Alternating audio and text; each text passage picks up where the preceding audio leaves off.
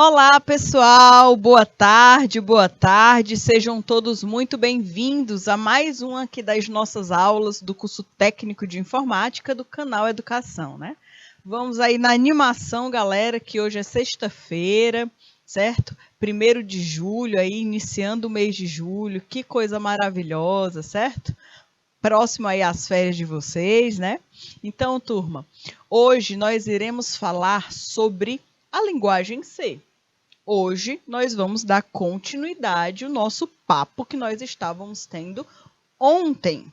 Então, acredito que todas as informações na mente de vocês ainda estejam bem frescas, certo? Isso daí, pessoal, essa parte dessa informação estar sempre fresca na nossa memória é importante para a gente conseguir dar passos aí na nossa linguagem. Tudo bem?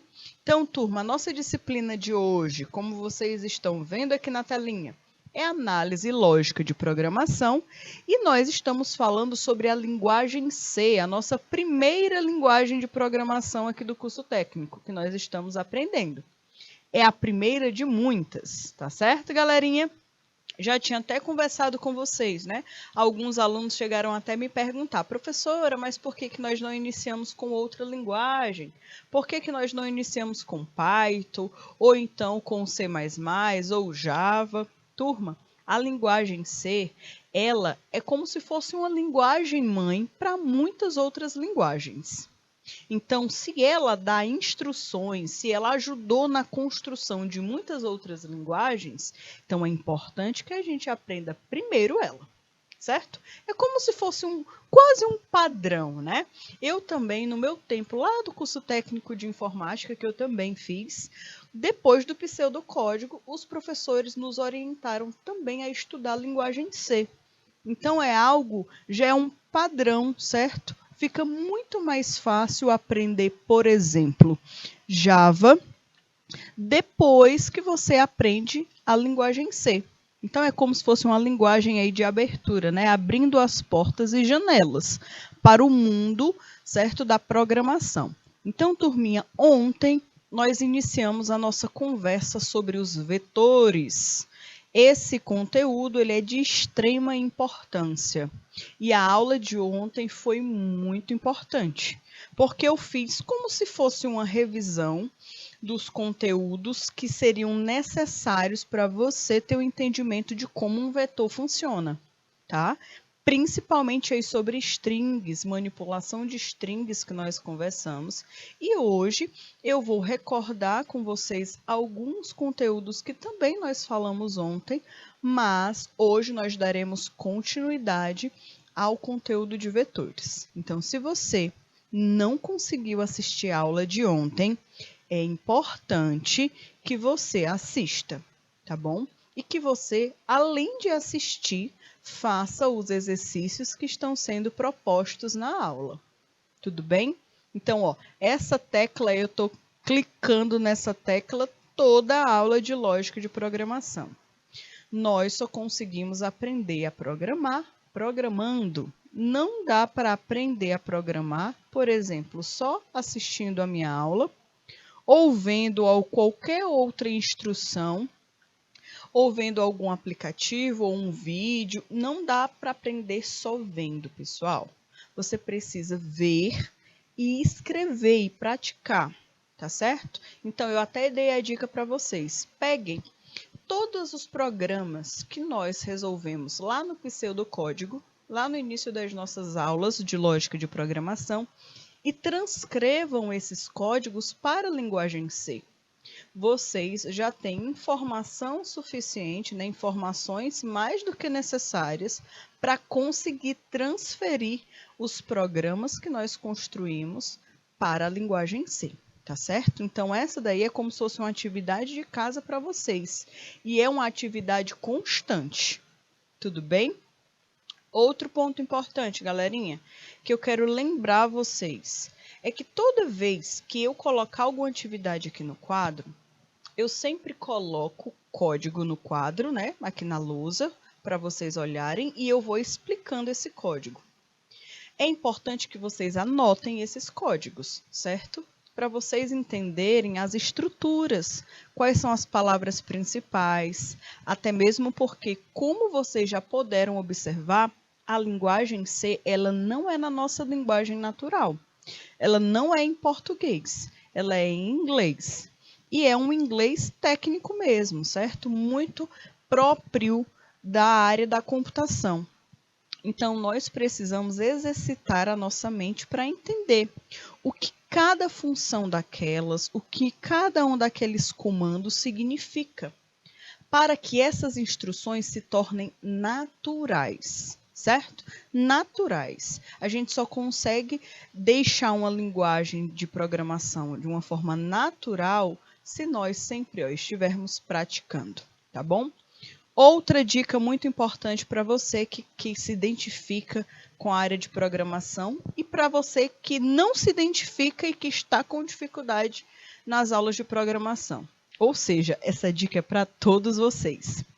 Ao longo das nossas aulas, lá na parte de pseudocódigo, eu e o professor Hildo, nós sempre deixávamos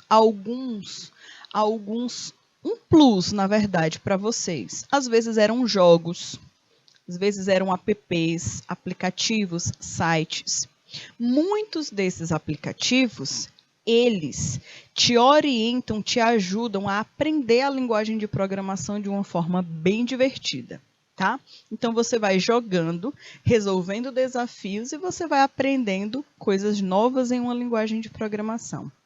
Então, turma, é importante que, como vocês, estão trilhando esse caminho para o curso técnico de informática, para serem futuros técnicos de informática, é muito importante que vocês, também o entretenimento de vocês, também se vincule, se direcione para a área da atuação. Então, existem muitos recursos bem legais que você se diverte, que você consegue se divertir e aprender coisas novas e ainda se capacitar para a sua área, certo? Então, pessoal, a nossa aula de hoje nós iremos falar sobre vetores e a dica é estudar, estudar e fazer os exemplos. Tudo bem? Então, pega o seu material, pega o seu caderno, o seu lápis e fiquem ligados nas dicas de hoje. Nós teremos hoje muitos exercícios, tá certo? Então, vamos lá, pessoal. Vamos começar a nossa aula. Turma, o nosso foco hoje nós iremos falar sobre vetor multidimensional e nosso objetivo hoje, o objetivo da nossa aula. Como vocês sabem, toda aula tem um objetivo. É compreender o que são vetores multidimensionais, como são classificados e qual a sua principal funcionalidade dentro de um código de computadores. Certo? Outro ponto importante do objetivo da aula é realizar exemplos através de exercícios para uma maior compreensão do assunto. Então, toda a aula de lógica de programação, nós sempre colocamos esse objetivo de aula, que é realizar exemplos através de exercícios, para vocês conseguirem compreender da melhor forma como funciona um código de computadores. Tudo bem? Aí, mais uma vez, como é algo tranquilo, certo? Tudo tranquilo. No caso aqui é o nosso código, que é o nosso QR Code para entrar no grupo do WhatsApp, como vocês já sabem. Toda aula de lógica de programação eu coloco esse código, tá? Para vocês conseguirem entrar no grupo. Então, se tiver algum aluno que ainda não está presente, que não faz parte do grupo, é só apontar a sua câmera do seu celular para esse código que você vai ser direcionado para um link do WhatsApp. Tudo bem? Pessoal, aqui eu vou passar bem rapidinho, tá? Porque eu trago toda vez no início da aula esse aplicativo, esse site, porque alguns alunos ainda me perguntam, professora, qual é a ferramenta que você está utilizando para fazer os exercícios em sala de aula? Pessoal, a aplicação, o site, na verdade, que eu estou utilizando é o Programize. É esse nomezinho bem aqui, ó, Programize, certo? Esse nomezinho, esse site, ele permite que você tenha um compilador da linguagem C.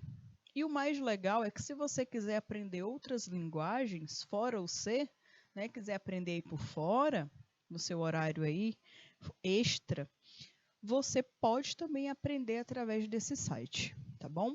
Então, turma, essa é a ferramenta que nós iremos utilizar.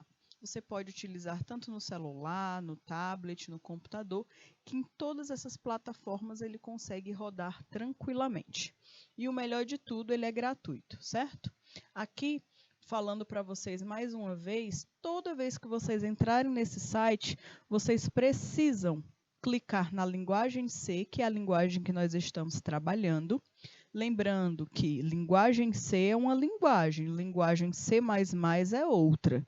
Então, ter atenção na hora de selecionar a linguagem que você vai iniciar os seus programas. Quando você seleciona a linguagem que você quer, o programa, o site, ele abre todas essas opções, tá?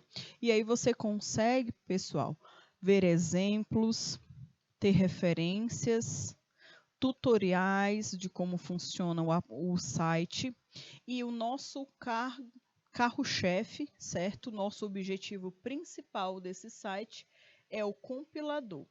Ele é o que é mais importante para nós nesse site.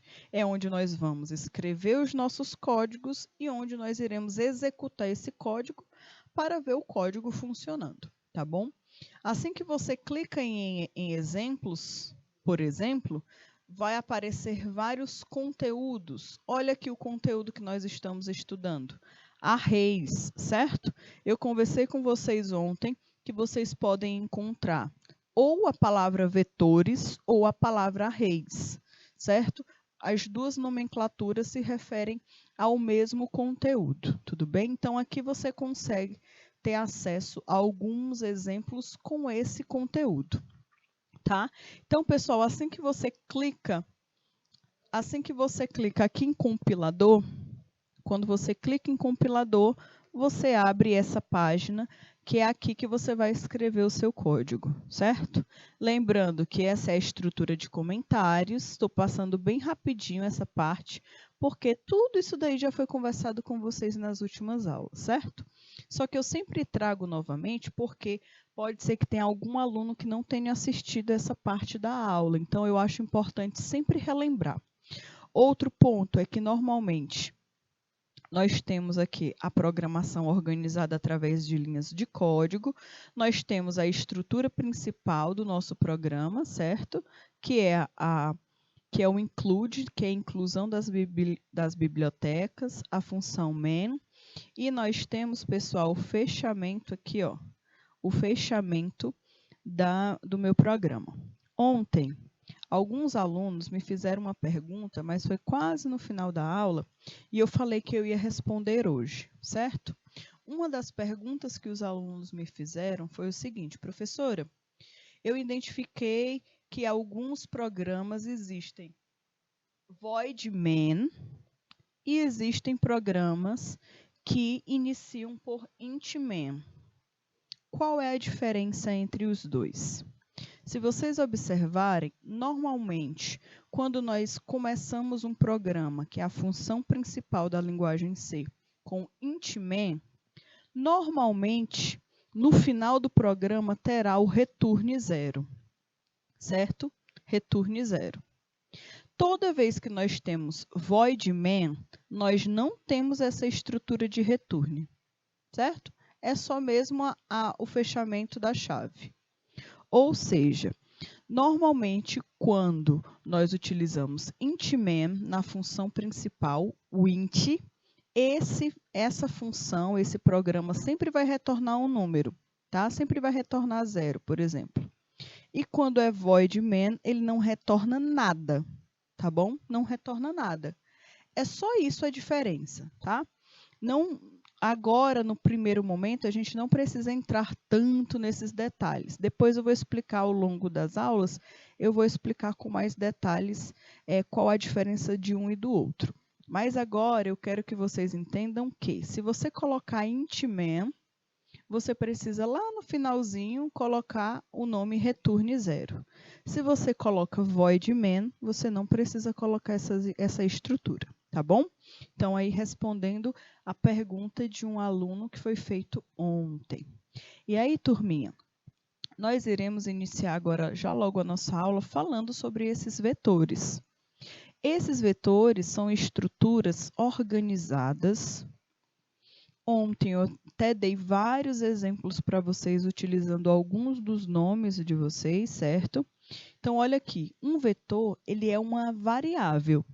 E isso aqui, para a gente, provavelmente seja uma grande novidade.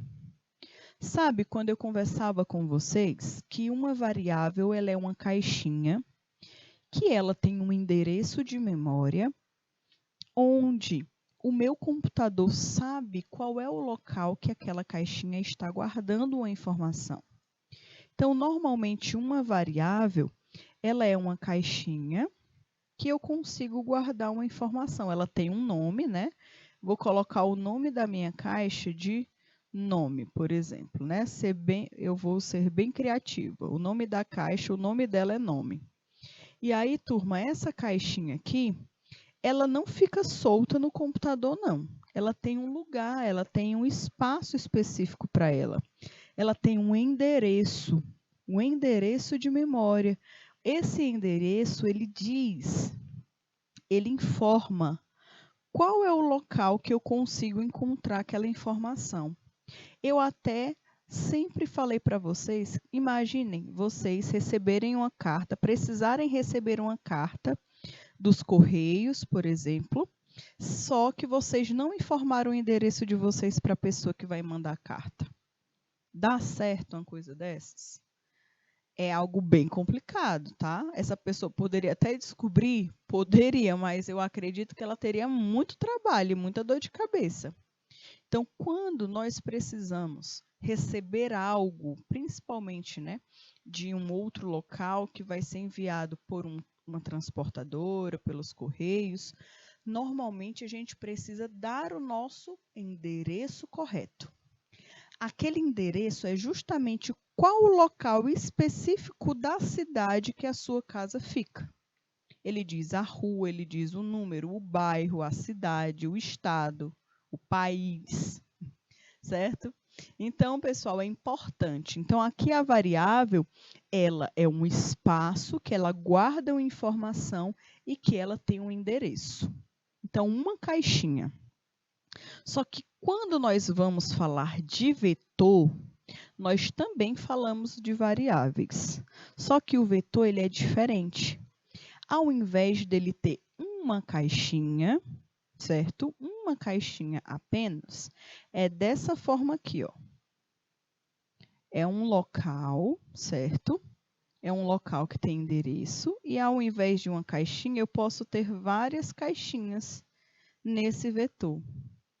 Nesse caso aqui, eu tenho 1, 2, 3, 4, 5, 6. Eu tenho 6 caixinhas aqui, né? 6 espaços, 6 locais que eu posso guardar, estar guardando uma informação. Então, aqui, ó, eu posso, por exemplo, na primeira, eu posso armazenar a letra X, no segundo, eu posso armazenar o Y, no terceiro, posso armazenar o Z. No quarto, posso armazenar a letra M maiúscula, N minúscula, a letra D, por exemplo. Então, aqui eu posso estar armazenando informações. E se eu precisar pegar, no caso, o endereço, saber onde é que a letra X está armazenada, como eu faço? Esse vetor, ele tem um endereço e ele tem algo que se chama de índice. Esse índice do vetor, ele indica exatamente qual a posição que aquele valor, que aquela informação está armazenada, ou seja, o endereço, tá bom? Então, olha aqui, o vetor ele é engraçado, porque ele sempre começa a contar a posição do zero. Então, a primeira posição sempre é o zero, tá? Então, eu tenho a posição 0, o índice 0, no caso, o índice 1, o índice 2, o índice 3, o índice 4 e o índice 5. No caso, o índice 0, ele está em qual posição? O índice 0, ele está na posição 1. A primeira posição é o índice 0. A segunda posição é o índice 1. A terceira posição é o índice 2. A quarta posição é o índice 3. A quinta posição é o índice 4, né? É o número 4, é a posição 4. A sexta posição é o índice 5. Então, pessoal, quando eu estiver criando o meu programa de computador, eu falo, eu quero que o meu vetor, certo? Que está lá no índice 1, traga o valor que está guardado, certo? O índice. Índice 1 é diferente de posição 1, tá bom? O índice é este carinha aqui, ó, que no caso seria o y. A posição 1 do meu vetor é diferente. A posição 1 do meu vetor, no caso, seria a letra x, tá bom? Então, a gente precisa ficar bastante atento quando nós estamos falando de posição e de índice do vetor. São coisas diferentes, tá? Mas o foco aqui que eu queria explicar para vocês nesse primeiro exemplo é que um vetor ele é como se fosse um conjunto de variáveis, certo? Então, esse conjunto de variáveis, eles têm algumas restrições. Se eu tenho um vetor que ele consegue armazenar 6 variáveis, obrigatoriamente todas essas variáveis precisam ser do mesmo tipo, certo? O tipo precisa ser o mesmo. Ou seja, nesse caso desse vetor que eu acabei de criar, obrigatoriamente eu preciso colocar char, né, o tipo char, por exemplo, e obrigatoriamente todos os valores que estão armazenados, mesmo que sejam em caixinhas separadas, todos eles precisam ser do mesmo tipo, tá bom? Então, essa é uma das regras aí do vetor. Outro ponto importante, você não pode querer armazenar mais informação em um vetor do que a quantidade de caixinhas que existe nele. Então, imagine que você criou um vetor de 6 posições, certo? Do 0 até a posição 5, no caso, né? 6 posições. Só que você, ao invés de querer armazenar 6 números, você quer armazenar 10. Daria certo esse vetor para essa informação que vocês querem armazenar com 10 valores? Não daria, tá? Então, a gente precisa também ter atenção de colocar a quantidade de instruções que tenha disponível no nosso vetor, tá bom? Então, olha aqui, o que é que se refere vetores? Um vetor ele é uma variável composta unidimensionalmente, né? Unidimensional, formada por uma sequência de variáveis. Olha aí, uma sequência de variáveis, todas do mesmo tipo, como o mesmo nome, e alocadas sequencialmente na memória. Então, aqui, turma, o vetor ele precisa ser organizado, ele precisa ser todos do mesmo tipo, eles precisam ser variáveis, certo? Uma sequência de variáveis, tá? Para que ele possa ser considerada como um vetor. Outro ponto importante de um vetor, turma, é que uma vez que as variáveis elas têm o mesmo nome, quando elas têm o mesmo nome, o que as distingue é o índice. Então, olhem aí, imaginem que eu estou criando um vetor que o nome é nome, por exemplo. O nome do vetor é nome, que é do tipo char. E ele possui, por exemplo, no caso 2, né, 2 posições. Então, aqui eu posso colocar 2 nomes. Só que os 2 nomes que eu coloco, imaginem aqui, eu coloco Amanda. Não, vou colocar 2 nomes pequenos aqui para ficar mais fácil, certo?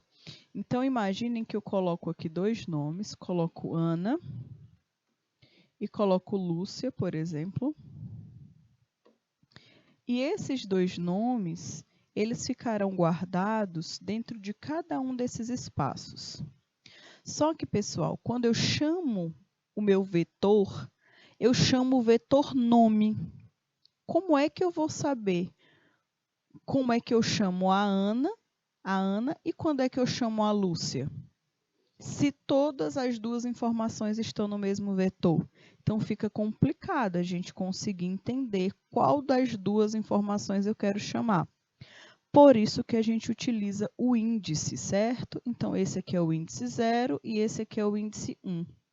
Então, quando eu falo printf, certo? O vetor nome, índice 0. No caso, quando eu faço isso, que eu peço para o vetor nome imprimir o índice 0, a informação que vai aparecer na tela é o nome Ana, tá bom? Então, isso aqui nos ajuda a saber qual informação pegar dentro de um vetor, que referencia sua localização dentro da estrutura da memória mesmo do computador, tá bom? Então, pessoal, essas estruturas elas são extremamente importantes a gente compreender como elas funcionam, porque na hora da programação isso pode se tornar confuso se nós não entendermos a diferença de uma variável e de um setor, tá certo? E de um vetor, no caso, tá bom? Olha aqui, galerinha, que nós temos aí uma figura que pode representar também aquilo que eu acabei de conversar com vocês. Aqui eu tenho um array, um vetor de elementos, onde aqui eu tenho todos os elementos e aqui embaixo eu tenho a informação dos índices. Os índices desse vetor, tá bom? Que eles são unidimensionais, tudo bem? Então, turminha, ainda falando sobre esses vetores e ainda determinando a sua definição, é de extrema importância que a gente consiga compreender também que todo vetor, o primeiro índice é sempre o 0. Então, imaginem, eu quero criar um vetor que tenha 10 posições. Então, o primeiro índice sempre vai ser 0 e o último sempre será a quantidade de índices que você quer criar menos 1, tá bom? Justamente por conta do 0, porque não inicia no 1, tá bom? Então, a gente precisa ter essa dimensão de que aqui, ó, sempre será o número de posições, certo? O número de posições menos 1, tá? O número de posições menos 1. E aqui sempre inicia com 0. Os vetores, eles são estruturas de dados que normalmente eles servem para armazenar uma coleção de elementos. Então, aqui, nesse termo, nessa forma de definir um vetor, ele já está chamando agora o vetor de coleção. Uma coleção que guarda elementos, tá? Que armazena elementos, de tal forma que cada um dos elementos possa ser identificado. E agora eu vou até apagar aqui essas outras partes, que eu quero circular a parte mais importante. Ó, que cada um dos elementos possa ser identificado por pelo menos um índice ou uma chave. Então, pessoal, a identificação de cada quadradinho desses, de cada espaço de memória, através do índice do vetor, é de extrema importância, tá? Então, com essa informação, a gente já até consegue entender que o principal valor, principal informação que nós iremos manipular na hora que nós estivermos realizando a programação é o índice. Então, eu não quero saber quem está lá dentro do vetor. Eu vou ter que manipular os números dos índices. Esses números que podem ser alterados é que eu vou manipulá-los para saber a informação que eu quero que seja impressa na tela, que seja informada para o usuário. Outro ponto muito importante, pessoal, é que os arrays, eles são estruturas de dados que consistem em itens de dados relacionados e do mesmo tipo. Então, eu já conversei com vocês que isso daqui é padrão, tá? É algo padrão. Todo vetor, todas as informações que são guardadas em um mesmo vetor, elas precisam respeitar a ordem, a sintaxe de que todas elas precisam ser do mesmo tipo, tá? Então, se você criou um vetor para receber caracteres, ele deve receber caracteres. Ah, professora, quer dizer que ele não consegue receber nenhum número? Consegue, tá? Consegue sim. Ele sendo um char, ele consegue sim receber um número. Só que você tem que lembrar que quando você guarda uma informação do tipo numérico, que deveria ser do tipo numérico, você guarda um número em um tipo de escrita, de string, de char, aquele número ele vai perder o seu valor aritmético. Então, você não vai conseguir fazer nenhuma operação matemática com ele, tá? É como se fosse um caractere. Um caractere que você não vai conseguir atribuir valor aritmético para ele. Então, essa informação vocês precisam sempre ficar atentos. E se vocês perceberem as regras, algumas regras de lógica de programação, mesmo sendo lá no pseudocódigo, mas elas permanecem na linguagem C também. Principalmente essa do tipo de dados, tá bom? Outra parte importante, turma, é que os arrays, eles são estruturas, né, são entidades estáticas, tá? Porque eles permanecem do mesmo tamanho ao longo de toda a execução do programa. Então, aí é uma outra parte importante que a gente precisa ficar ligado. Nós precisamos ficar ligados quando nós formos criar um vetor. Se eu vou criar um vetor, onde esse vetor vai receber a informação, eu estou fazendo, imaginem que vocês estão na escola de vocês e a bibliotecária pediu para vocês criarem um sistema para a biblioteca. Um sisteminha, um aplicativo, um sisteminha em linguagem C, para ela conseguir fazer o cadastro de todos os alunos que estão pegando o livro, tá certo? E aí, turma, olha aqui. Na escola de vocês, imaginem que tem 100 alunos, certo? 100 alunos. Então, a bibliotecária pediu para vocês criarem esse sisteminha, para vocês criarem um cadastro da biblioteca dos alunos. Então, todo aluno que chegar na biblioteca, ela vai fazer um cadastro, pegando o nome, pegando a idade, qual a série, fazendo aquele cadastro de sempre. E aí, o que foi que aconteceu? Vocês criaram um programa, e aí vocês criaram um programa onde vocês criaram um vetor. Então, o vetor ele vai receber o nome do aluno, vai receber a série dele e vai receber o nome do livro que ele pegou, por exemplo. E aí vocês colocaram no vetor o tamanho do vetor de 50, certo? 50, ou seja, vocês têm 50 posições para vocês fazerem um cadastro. Tudo bem, no início está ótimo e maravilhoso. Mas a escola não tem 100 alunos? Aí vocês podem falar, professor, é quase impossível todo aluno da escola ir em algum momento pegar um livro na biblioteca, né? Isso não deveria acontecer, deveria ser ao contrário, né? Deveria fazer fila para pegar os livros. Mas olha aqui, pessoal, o que foi que nós fizemos aqui? Nós cometemos um erro. Um erro, porque se a escola tem a possibilidade, pode ser que aconteça que todos os alunos se cadastrem, então, no mínimo, nós teríamos que ter a quantidade exata de alunos. Na verdade, aqui o correto seria não colocar só 100, pelo menos colocar uma quantidade a mais, 120. Vai que algum professor queira pegar algum livro na biblioteca, algum funcionário da escola queira pegar um livro na biblioteca. A bibliotecária já teria como registrar mais pessoas. Então, quando eu limito quando eu dou um valor muito menor do que o previsto, isso daqui pode me gerar problema.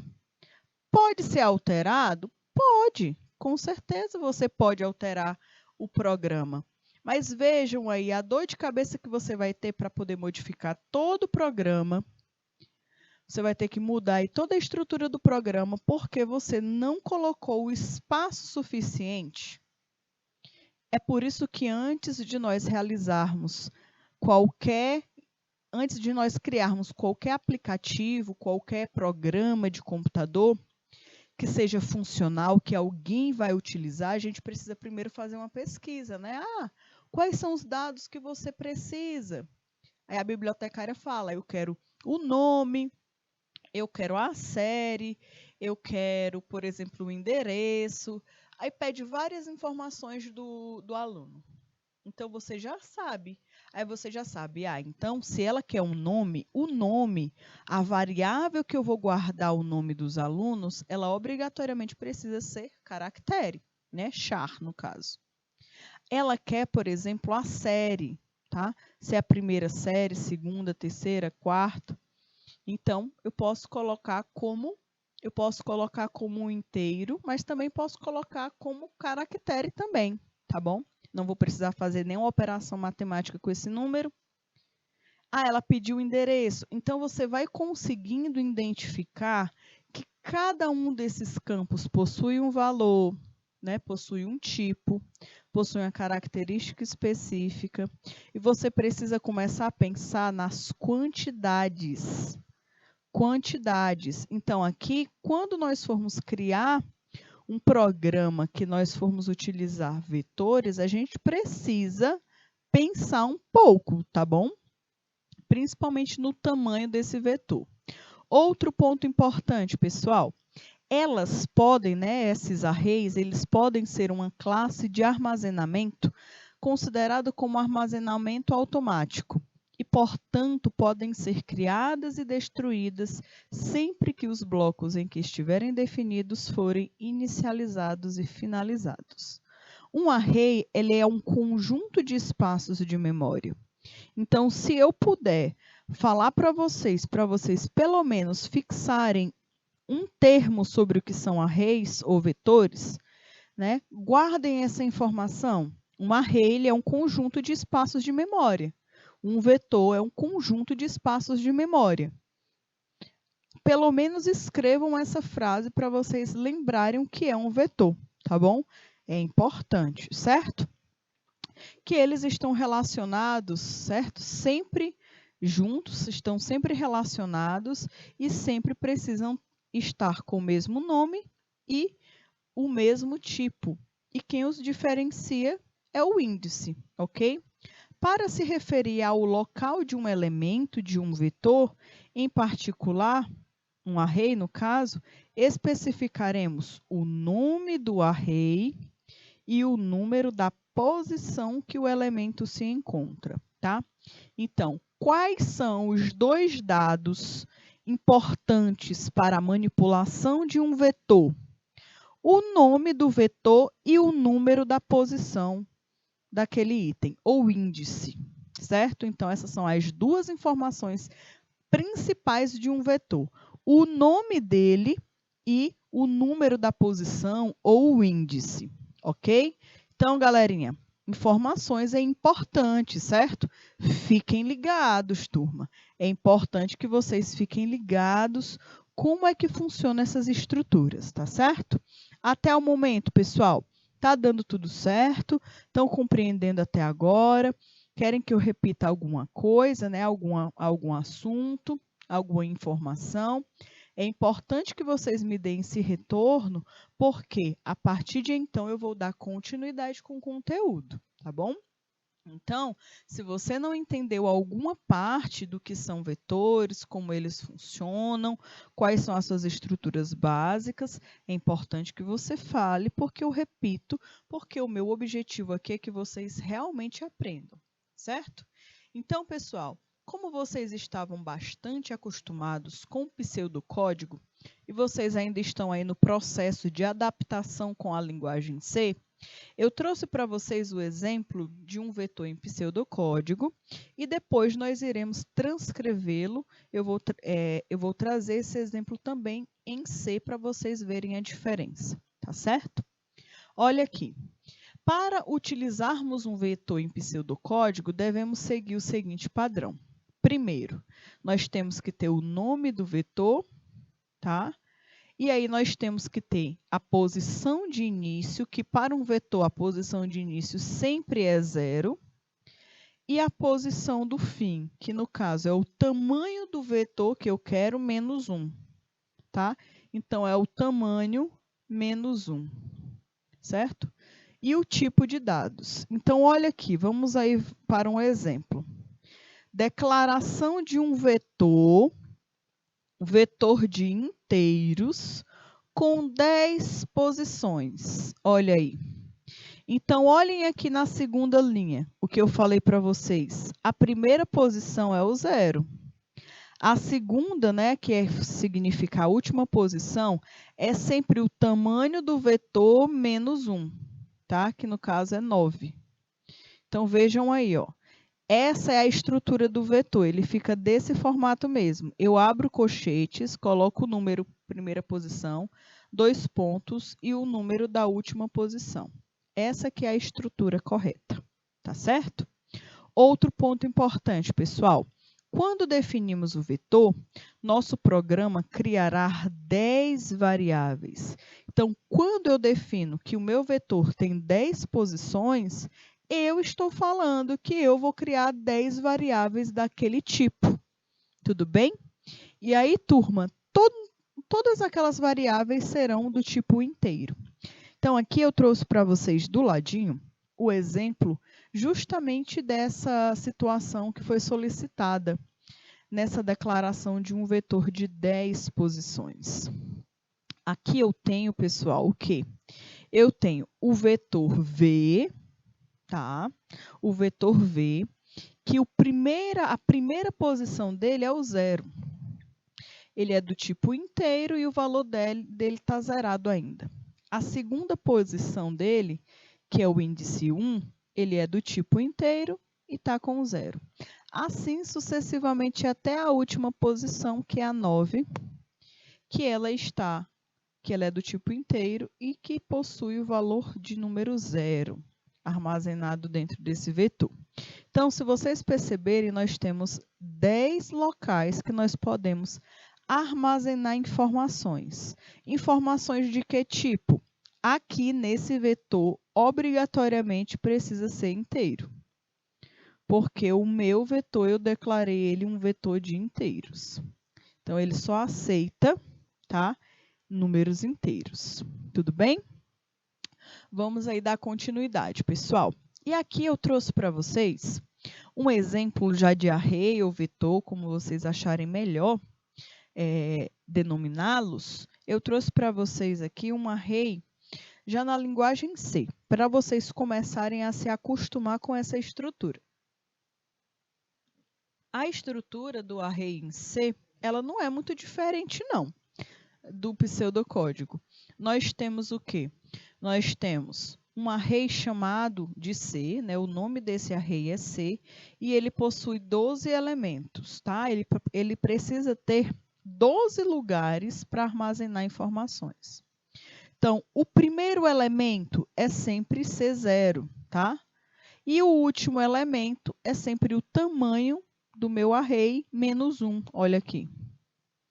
Certo? E aí, turma, nós podemos navegar dentro desse vetor através dos índices. Então, veja aí como é interessante. A gente consegue navegar dentro do vetor através dos índices que ele possui, certo? Então, aqui, pessoal, imaginem que eu falo assim, ó. Ah, eu quero saber qual é a informação do vetor C na posição 6. Né? Na posição 6, no índice 6, por exemplo. Onde é que é o índice 6? Onde é que, no caso, é a sexta posição? A sexta posição eu tenho que contar, né? A posição 1, 2, 3, 4, 5 e 6. Então, se eu quiser a sexta posição, a informação que terá é a menos 89, certo? Menos 89.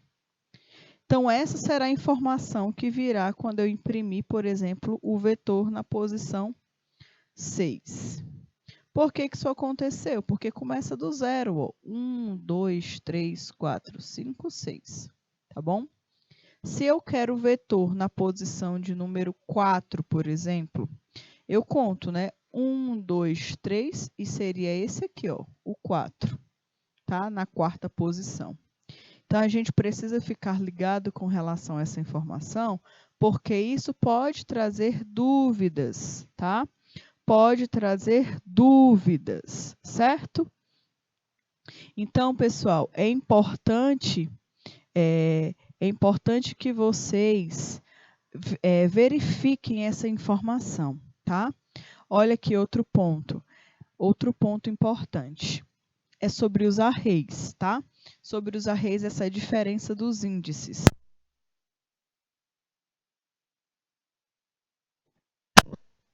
Então, aqui, pessoal, ó, aqui fala o seguinte.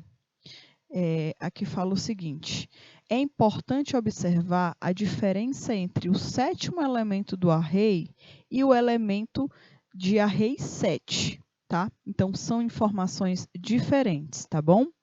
Informações diferentes. Observem aí na tela, por favor.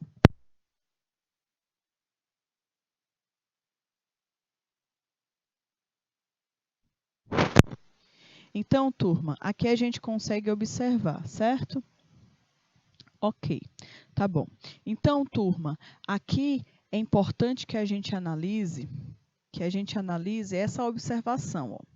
O sétimo elemento do array e o elemento de array 7, eles são índices diferentes, certo? Como os índices de array começam em 0, o sétimo elemento do array tem índice 6. O que ele está querendo falar aqui? O sétimo elemento. Vamos olhar aqui qual é o sétimo elemento. Ó, 1, 2, 3, 4, 5, 6, 7. O sétimo elemento do array, ele tem o índice 6, por exemplo, tá?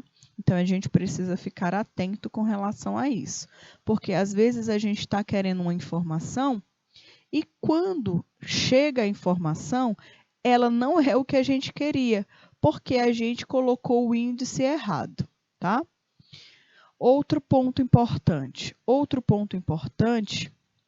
é que os colchetes, né? Esses colchetes utilizados, ó, os colchetes utilizados, eles servem para delimitar o subscrito de um array, onde normalmente a gente utiliza eles na linguagem C.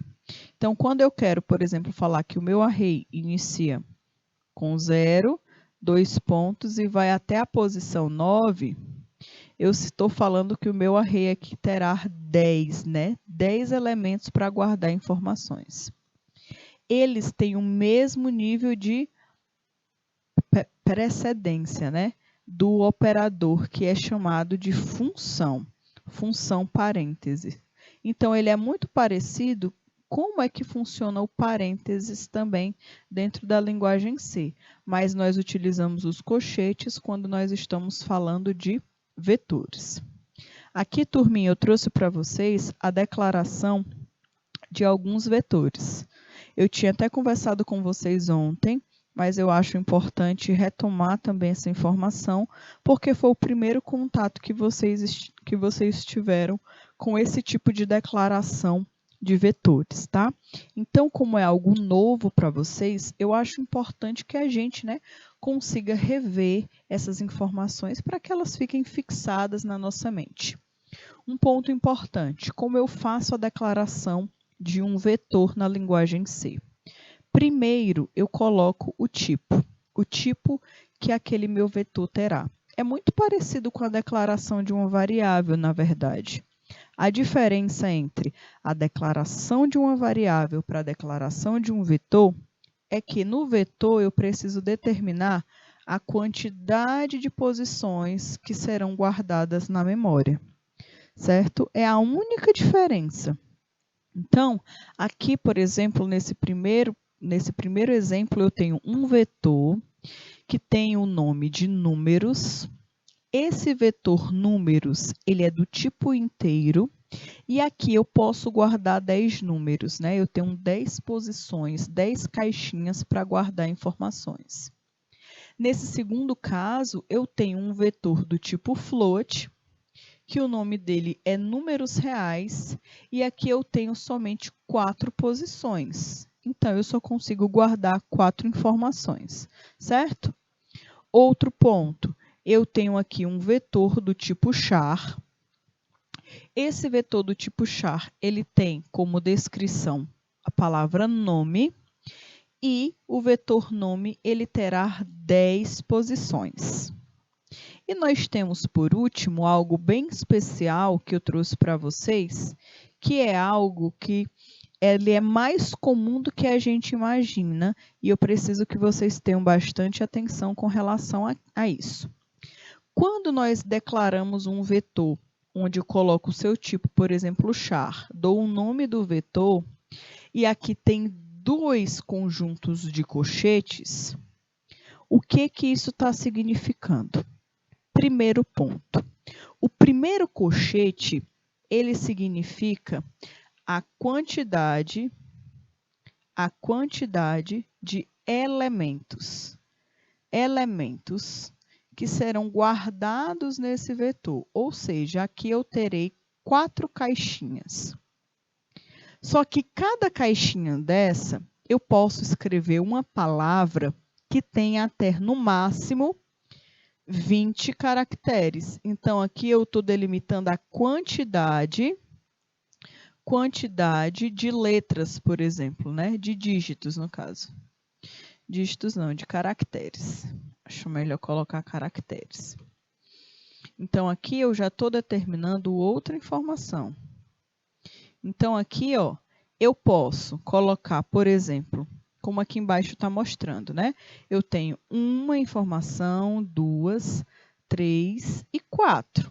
Ó, tá aqui ainda seguindo no padrão correto, né? Então, aqui ainda está obedecendo a quantidade correta, que é o valor 4, ó. Certo? Agora, vejam, aqui nesse segundo eu digo que cada palavra pode ter no máximo até 20 caracteres. Então, se vocês observarem essas 4 opções aqui de nomes, todos eles obedecem à característica do vetor. Nenhum desses nomes tem mais de 20 letras. Então, além de nós nos preocuparmos na quantidade de posições, nós também podemos delimitar a quantidade de caracteres que cada uma daquelas posições terá. Então, vamos recordar aí do exemplo da biblioteca que eu passei para vocês, que a bibliotecária da escola pediu para vocês criarem um sisteminha para a biblioteca. E aí vocês descobriram que vocês vão precisar utilizar o nome, pedir o nome do aluno, a série e tudo mais. Aí vocês pensam assim, olha, eu não posso ficar liberando muito espaço, né, nesse cadastro. Eu tenho que delimitar a quantidade de caracteres, por exemplo, do nome. Então, eu vou delimitar 50 caracteres. Então, cada nome completo que será cadastrado pode ter no máximo 50 caracteres. Se colocar mais de 50, ele não aceita, tá? Então, a gente pode delimitar. E isso acontece muito, tá? Em muitos sites, em muitos campos de cadastramento, nós delimitamos. Sabe qual um outro local que a gente delimita a quantidade de informações, de caracteres que existe naquele campo? É o do CPF, tá? O CPF normalmente são 11 dígitos. Então, você já determina, você já predefine que aquele campo tem que ter obrigatoriamente 11 dígitos, por exemplo, tá?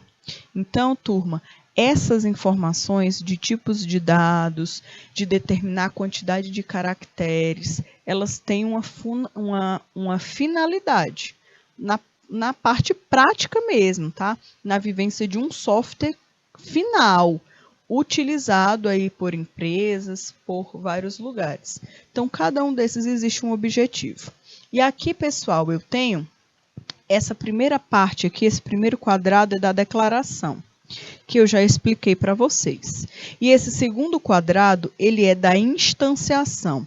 Eu estou inserindo dados no meu vetor, certo? Eu estou inserindo informações. Então, no meu primeiro vetor, eu tinha um vetor de inteiros. Então, todos os números guardados, os 10 números guardados aqui, são números inteiros, olhem aqui. Todos são números inteiros. No segundo exemplo, eu tenho um vetor de float. Então, números float. Então, perceba, eu tenho 4 posições e todas essas posições são com números float. E assim sucessivamente. Eu tenho também aqui no char, certo? Então, cada uma dessas letras é um caractere, tá? E cada um desses caracteres, eles formam aí o conjunto de vetores, tá certo?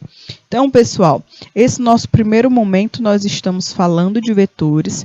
Eu já expliquei para vocês o que é um vetor, como a gente declara um vetor, como nós inserimos uma posição neste vetor, certo? E a partir de agora, nós iremos nos focar em realizar exercícios, tá? Nós iremos exercitar, nós iremos praticar, nós iremos ver vários exemplos sobre como nós devemos utilizar um vetor, tudo bem? Então, agora nós vamos ter o nosso intervalinho rapidinho e daqui a pouco a gente retorna. Até já já, pessoal!